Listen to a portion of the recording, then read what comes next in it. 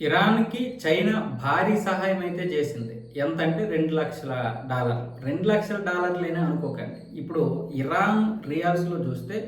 26,400,00,00,000.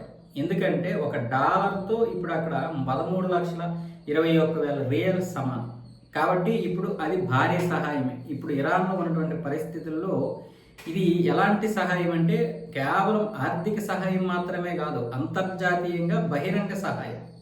China ఇప్పుడు దీన్ని తన రెడ్ క్రాస్ సొసైటీ ద్వారా ఇరాన్కి అయితే ఇవ్వబోతుంది. ఒక విధంగా ఇది 2,00,000 అనుకోకండి, బహిరంగ మార్కెట్లో ఇది పెద్ద సహాయం అవుతుంది. అంటే చైనా సపోర్ట్ చేస్తుంది ఇరాన్కి అన్న విధంగా కూడా ఉంటుంది. కాబట్టి అంటే బహుశా చైనా డైరెక్ట్గా ఆయుధాలు పంపించి చేయకపోవచ్చు, కానీ శాటిలైట్ కూడా సహాయం చేస్తుంది. శాటిలైట్ సహాయం అటువైపు రష్యా కూడా ఇరాన్కి అయితే సహాయం చేస్తుంది. ఎందుకు?